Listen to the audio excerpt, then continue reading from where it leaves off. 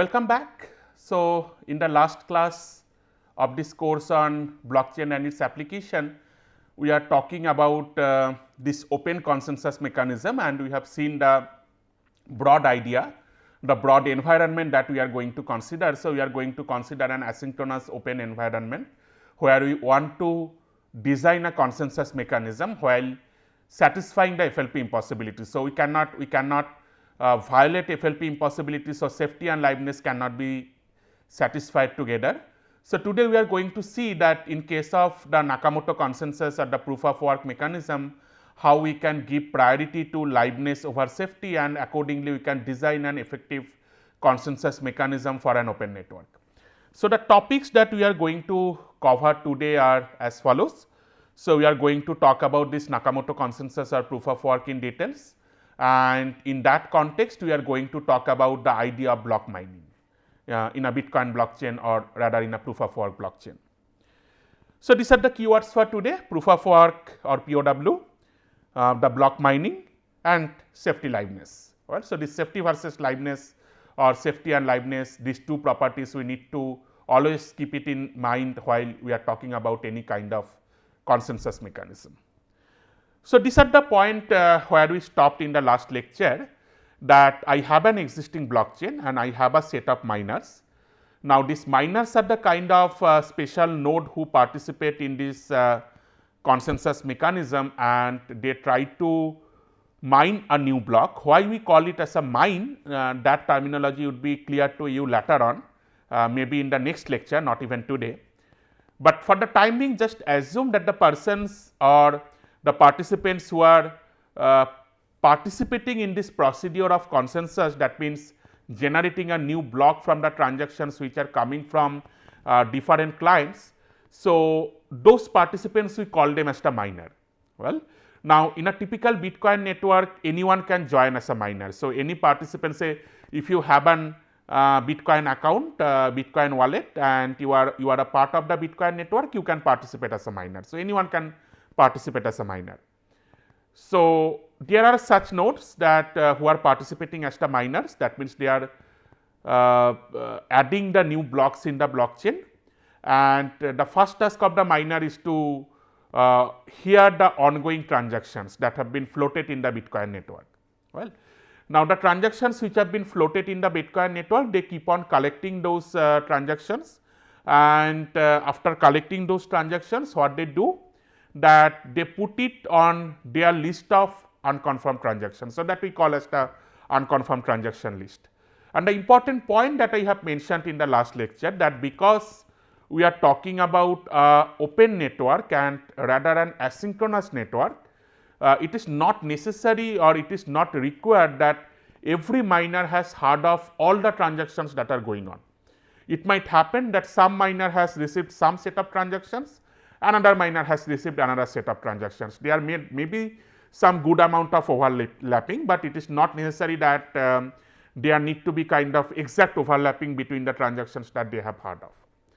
Now, once they have this set of transactions, so the next question, immediate question comes, that from this set of transactions, how we generate the next block.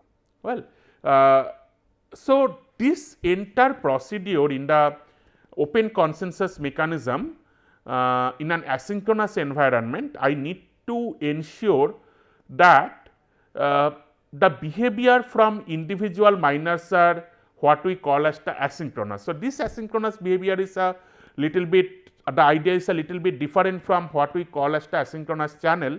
So, the asynchronous behavior means my behavior is not dependent to anyone else. So, I am not going to see what are the other miners or who are the other miners, what they are doing and so on. So, whatever I want to do, I will do it. Well, and the network will see that whether I have done the correct thing or not.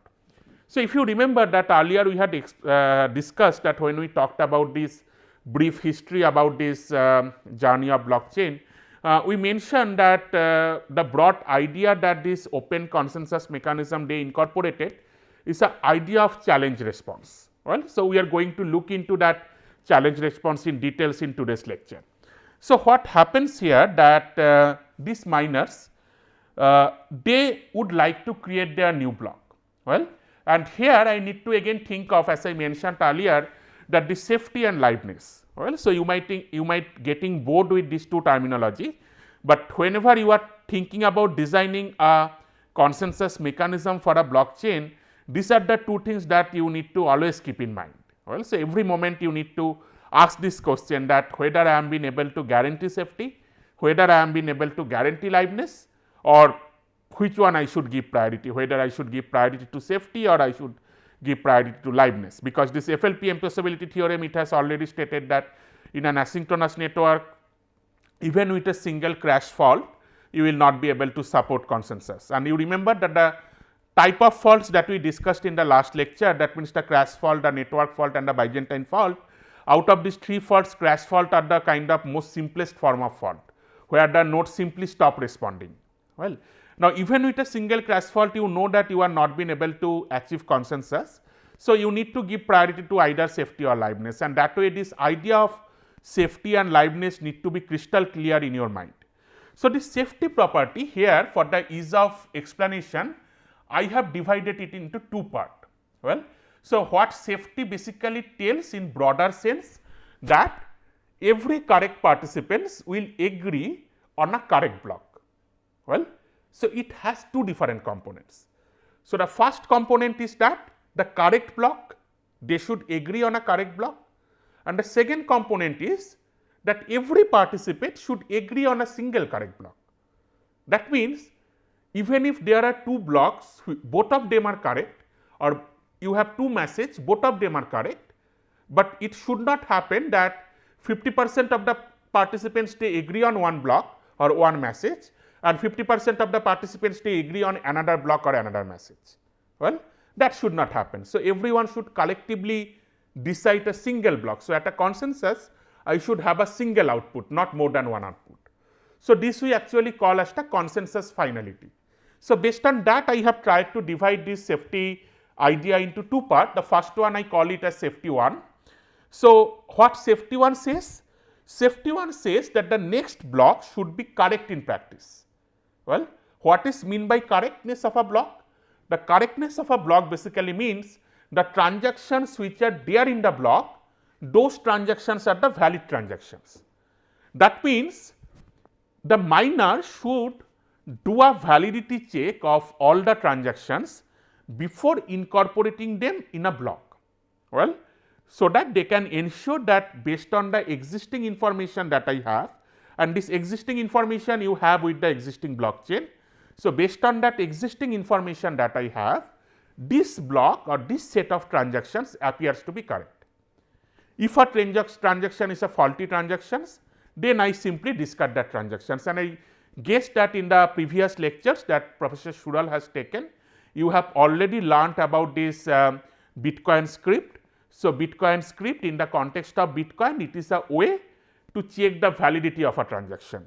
So, you had these two different scripts, script seg and script pubkey, and by combining them two, you can actually check the validity of a transaction.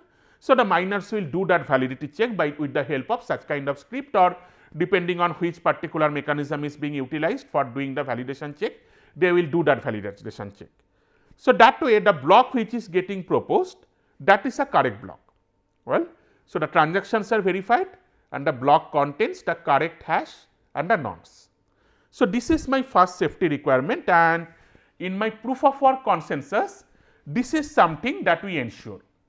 Well, so that means the block mined by a miner is a verified block, and the block that is getting proposed by a miner out of these 3 miners or 4 miners or the 100 different miners that I have, everyone would do that validation check and say that, well, this block is a valid block. So, I would add that block to my blockchain only after doing a check that this block is a valid block. So, this is the part of the safety that we ensure. Well, so I ensure that no invalid block will be added to the blockchain, that will be prevented. The second safety requirement, which is kind of more crucial, it says that all the miners should agree on a single block. This is something which is difficult to ensure. Well, what does it mean? That means that the next block that I am going to add here, that should be selected unanimously by the miners. Well, and this is challenging. Why this is challenging? Because whenever I am going to select the next block, if I want to ensure that the miners will select them unanimously, I need to have a way to make the miners talk to each other, because otherwise you think of, you are in an open network, right? You do not know other miners. So, if you do not know other miners, you do not know what blocks the miners are going to propose.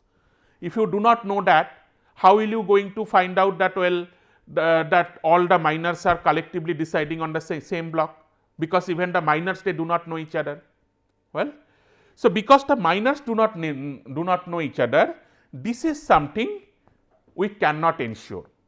So, my proof of work consensus mechanism compromises here. So, as I mentioned earlier, that the FLP impossibility theorem says you cannot support both safety and liveness. So, what we do here, the first part of the safety, which says that, well, I am going to add only the correct, or I am going to consider only the correct things. By respecting that, the proof of work will ensure that, well, only correct blocks are getting added. But whether that correct block is unique across the entire blockchain or not, you cannot ensure them immediately.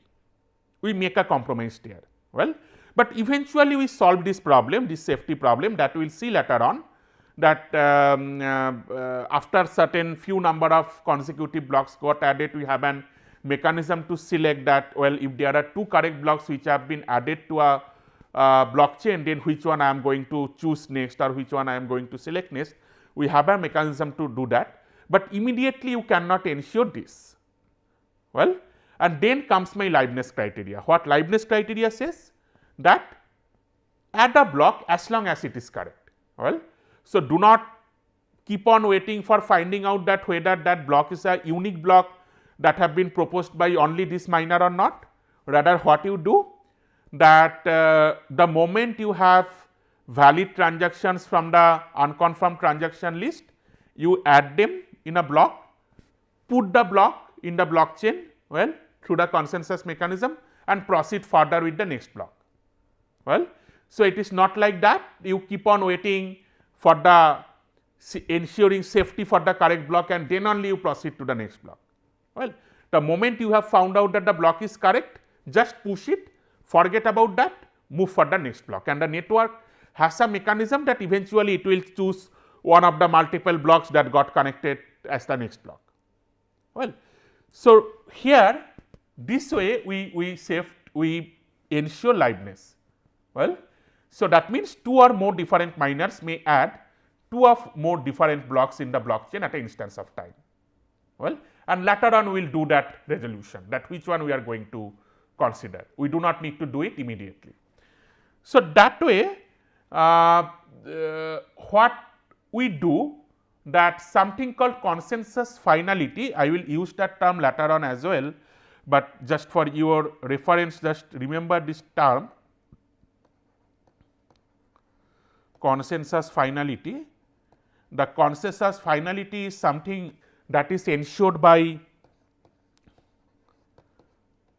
our safety 1 criteria, which actually says that, well, the block which you are going to add, it is the final block, it is a unique block that we not consider for the time being. So, that means the consensus finality is not ensured, and we move forward with the next block.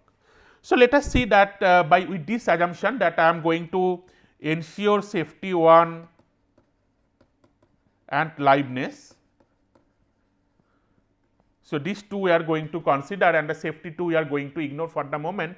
So, with that, how we can design a consensus mechanism. So, what happens that the miners, they pick up a set of transactions from this unconfirmed transaction list and prepare a block. Well, and every miner does this independently, because the miners do not know each other. So, I do my own job, well, and the network will say that whether my job is successful or not. So, I do not bother about what other miners are doing. Now, you remember that whenever you are creating this new block as a miner, You do not have any fixed ordering of transactions. You do not have any fixed number of transactions in a block. Well, but what we have, that we have a limit on the block size, just to ensure that within a finite duration, typically in the Bitcoin blockchain it is something close to 10 minutes. That means within that 10-minute duration a block can be added in the blockchain. Well, just to ensure that there is a limit on the block size. So, in typical Bitcoin blockchain earlier it was 1 MB, nowadays it is 8 MB. So, there is a upper limit. So, your single block can be of size that much. Well, now how many number of transactions you can put on that block, you can do it. Well, so you do not have as such any upper bound or lower bound that this many number of transactions you need to put.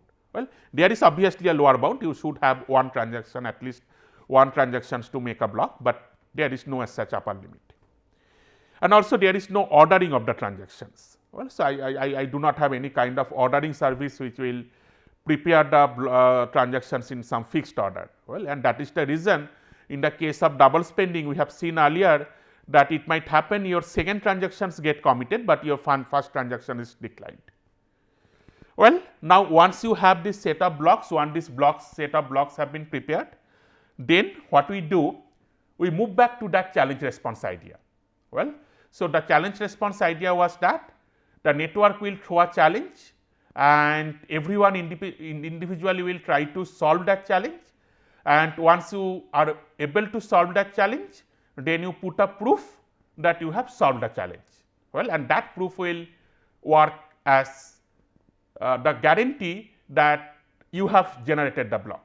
Well, now in case of Bitcoin, Bitcoin blockchain, or rather proof of work blockchain, we combine multiple ideas together. One hand we need to have a formation of that blockchain, and at the same time I need to ensure this kind of consensus procedure.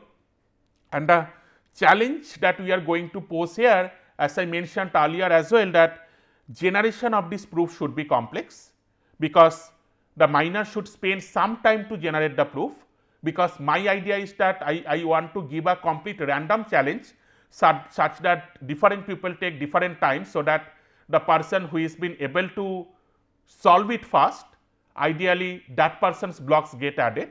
Well, there is also no guarantee that if a person solves the challenge first, that block will get added. So, we will see later on, we only need a valid proof. But ideally what we believe that, well, once a person is able to solve the proof, that person is going to broadcast the block, and if other miners are able to see that newly generated block, then they basically forget about solving that problem further. Well, so that way my generation of the proof should be complex, but verification should be easy. That the moment you have generated the proof, others will be able to verify it in an easy way.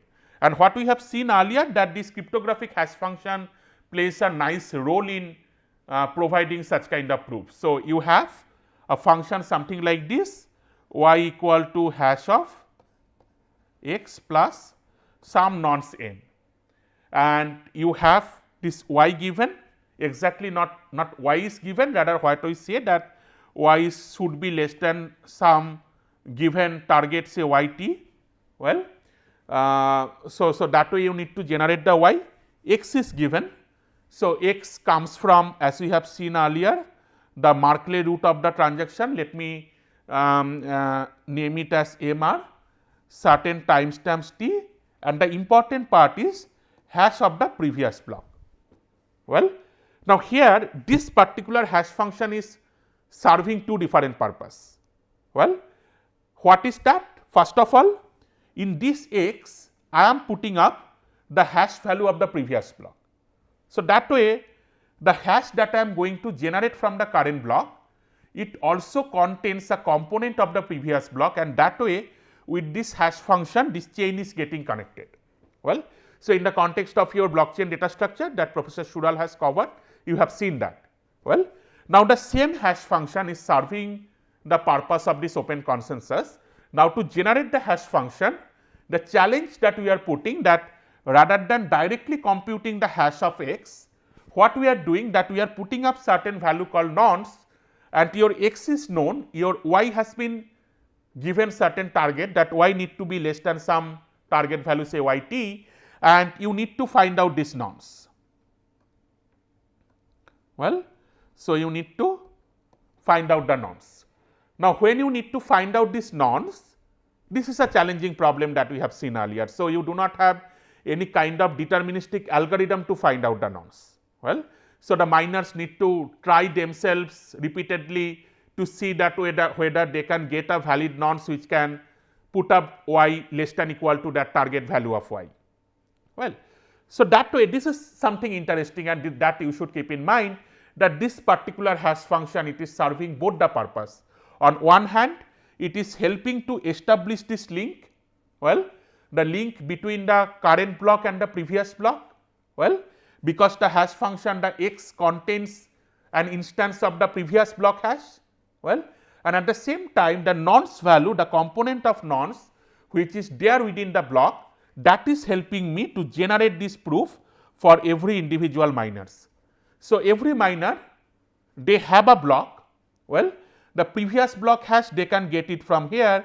So, from the header of this block they can get yp, say yp is the previous block hash. So, they get yp, well, so they get the Markley root of this set of transactions, say this is m, well, they get the timestamp, this is something that constitute x for this miner, well, and now you find out y such that y is equal to hash of x append some nonce, and it has been given that y should be less than y should be less than some target value. Okay. So, that way every miner for the block that it is going to propose, it is going to find out this nonce value. So, the same thing will be repeated for miner 2 as well as for miner 3. Well, so everyone is going to find out the nonce for their block. Well, so that way you see that is again something interesting, that the nonce that is going to be found out by individual miners, that is different for different miner. So, miner 1 is going to find out some n1, miner 2 is going to find out some n2, miner 3 is going to find something as n3. So, their target is different. So, what is common across all the miners? So, this previous block hash yp, that is common. Okay. So, miner 1 is using yp, miner 2 is using yp, miner 3 is using yp. Well, and this target hash that I have, that means the yt, well, that is common for all. Well, because that depends on the current state of the blockchain, that how many blocks have been already been there in the blockchain.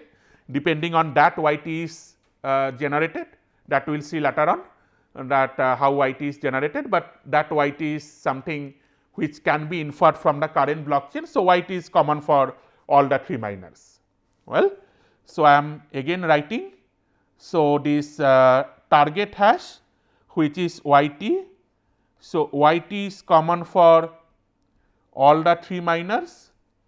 So, the previous block hash, say the previous block hash was yp. So, this yp is again common for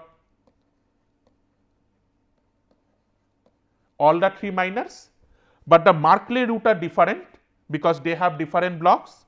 So, for this miner it may be M1, for this miner it may be M2, and for this miner it may be M3. So, the Markley root is different, and at the same time the timestamp of generating this block, that is also different, because as we are working on a distributed system, it is not like that the hardware time is synchronized across all these 3 miners. Well, so I am writing it as T1, T2 and T3. Well, and from these values they are going to find out the nonce. Well, so the target nonce for miner 1 would be N1, the target nonce for miner 2 would be N2, and the target nonce for miner 3 would be N3. Now, they have different target. Now, if because they are trying randomly, or means it is just like a kind of brute force method through which they have to find out this target nonce. So, that way it is likely that every miner will take different time to find out the nonce. Well, so that way every miner is now trying to find out the corresponding nonce value, and my expectation is that one of these miners will be able to generate the proof. Well, because they have different target, everyone is trying a brute force method. So, eventually someone would be able to generate the proof. So, assume that one of the miner is able to generate the proof. Well, so miner 3 here, that particular miner is able to generate the proof, generate the nonce. Well, so I am naming it as NM3, nonce for miner 3, that is the proof. Now, once this miner is able to generate the proof, what that miner does, that miner sign this particular block and broadcast it over the peer-to-peer network. And earlier I have mentioned that we use a protocol something called gossip. So, that is basically gossip over the network, and once certain node is getting that block, they will be validating that block, and after doing the validation they will be adding that block to the existing blockchain, and eventually the other miners will also be able to see that one of my fellow has been able to generate a new block. Well, and that block contains the proof, and by virtue that generating that nonce is difficult, but verification of the nonce is easy, because for the verification you have all the information in hand, you have the Merkle root, you have the timestamp, you have NM3, and at the same time you have the previous block hash. So, you can just use that value to compute the current block hash and check whether that current block hash is equal to the block hash for miner 3 or not. Well, now once you have that information, you can do the validation, and once you have done that validation, you can simply forget that, well, I am a failure, I have failed for this instance, so let me try for the next instance. Well, another thing this miner does, that whenever they see that, well, a block has been generated and the transactions correspond to that block has been added.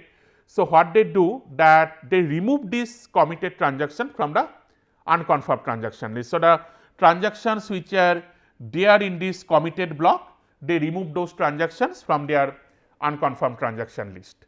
Well, so after they delete it, then they start the next round, and remember that again we are in a asynchronous system and in an open environment. So, it can always happen in the next round a fourth miner 4 has joined the system. Well, so that miner is also again trying to generate the new block. So, that means in every round there is no fixed number of miners. In some round that there might be a single miner who is trying to do it. For some round there might be thousands of miners who are trying simultaneously, and that way the system propagates.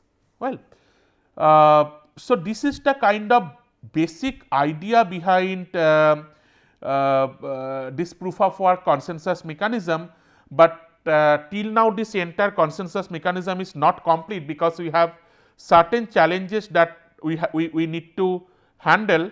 So, what are these challenges that we are going to see in the next lecture? So, in today's lecture what we have seen, that this Nakamoto consensus it ensures that any correct block can be added, and there is no guarantee that every miner will try to mine the same block. Well, it is ideally that different miners will try to mine different block, and there is no guarantee that you can see your latest transactions in the block. So, it might always happen that the miners who have mined the block, they have not heard your transaction. So, that is why your transaction is not yet there in the block. Well, but the open question that is still there is that what if two miners mine blocks simultaneously? So, what we assume that eventually one of those miners will be able to generate the proof, but it is always possible that more than one miner has been able to generate the proof almost simultaneously, that within some minimum difference. Well, so we are going to see in the next lecture that what is going to happen in that case. Well, so this is all about today's lecture. Hope to see you all in the next lecture. Thank you for attending.